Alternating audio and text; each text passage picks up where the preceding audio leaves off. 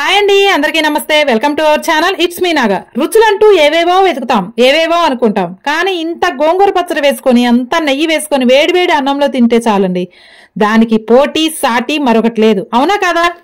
ఈ గోంగూర పచ్చడిని కమ్మగా రుచిగా ఎలా వండుకోవాలో నేను చూపిస్తాను. ఒక స్టవ్ మీద ఒక బాండిల్ పెట్టుకొని 2 స్పూన్ల ధనియాలు, అలాగే 1 స్పూన్ మిరియాలు, అలాగే 1 స్పూన్ మెంతులు, వీటితో పాటు లైట్గా 4 ఎండుమిర్చి వేసుకొని వీటిని ద్వారగా స్టవ్ సిమ్లో పెట్టుకొని వేయించుకోవాలి.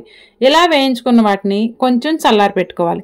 ఈలోపు మళ్ళీ అదే బాండిల్లో మనం శుభ్రం చేసుకున్నటువంటి గోంగూర, అలాగే రుచికి సరిపడ్డట్టు పచ్చిమిర్చి, ఇందాక మనం ఎండుమిర్చి వేసాం కదా 4, దానికి తగ్గట్టు రుచికి తగ్గట్టుగా పచ్చిమిర్చి గిల్లేసుకొని వేసుకోండి.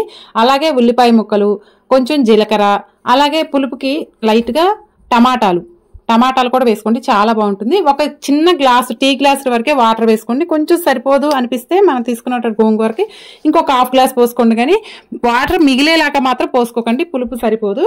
సో ఇలా ఉడికేలోపు మనం ఇందాక వేయించుకున్నటువంటి వాటన్నిటిని కూడా చల్లారిన తర్వాత పౌడర్ చేసేసుకుందాం. ఇలా ఫైన్గా పౌడర్ చేసుకుంటే సరిపోద్ది.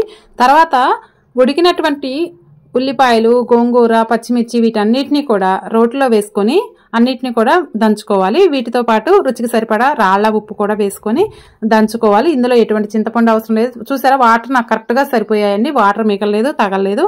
ఎందుకంటే వాటర్ దాంతో ఉంటేనే పులుపు అనేది కరెక్ట్ గా ఉంటుంది. వాటర్ పంపేస్తే పులుపు ఉండదు అనమాట. అసలు గోంగూర పచ్చడి అనగానే నోట్లో నీరు ఊరిపోతాయి కదండి.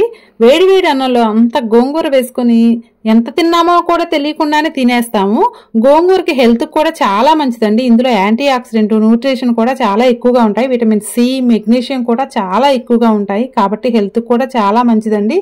తర్వాత వీటితో పాటు లాస్ట్ లో కొంచెం ఉల్లిపాయ ముక్కలను కూడా యాడ్ చేసుకొని, అలాగే పౌడర్, మనం తీసుకున్నటువంటి పౌడర్ను కూడా వేసుకోవాలి. కొంచెం పసుపు, సాల్ట్ కూడా వేసుకొని వీటన్నిటిని కూడా చక్కగా కలుపుకొని మళ్ళీ ఒకసారి నూరుకుంటే, కచ్చాపచ్చాగా నూరుకుంటే ఉల్లిపాయ ముక్కలు తగులుతూ ఉంటాయి. చాలా అంటే చాలా బాగుంటుందండి. ఈ గోంగూర పచ్చడిని చాలా మంది గంధం లాగా మెత్తగా మెదుపుకుంటారు. అలా అవసరం లేదండి. అసలు నేను ఇట్లా ఉడకబెట్టిన గోంగూరని మనం పప్పు గుత్తితో పెట్టి కూడా మనం మెదుపుకొని కూడా చేసుకోవచ్చు. కానీ ఇలా ఒకసారి రోలు అవైలబుల్ గా ఉంది కాబట్టి నేను రోట్లో నూరు చూపిస్తున్నాను.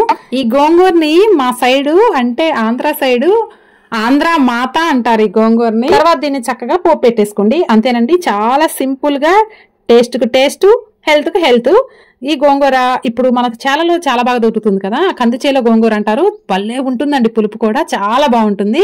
మనం కొన్న గోంగూర కన్నా కూడా కందిచేలో గోంగూర చాలా టేస్ట్ గా ఉంటుంది. అందరూ కూడా తప్పకుండా ట్రై చేయండి. చాలా సింపుల్ గా, ఈజీగా 5 మినిట్స్ రెసిపీ అనమాట. అంత సింపుల్ గా టేస్టీగా ఉండేటువంటి గోంగూర పచ్చడిని వేడివేడి అన్నంలో కొంచెం నెయ్యి వేసుకొని తింటే కనుక ఎంత తింటున్నామో కూడా తెలియకుండా తినేస్తామండి. అంత బాగుంటుంది. టేస్ట్ కు టేస్ట్, అలాగే హెల్త్ కూడా చాలా మంచిదైనటువంటి ఈ గోంగూర పచ్చడిని ప్రతి ఒక్కళ్ళు ట్రై చేయండి.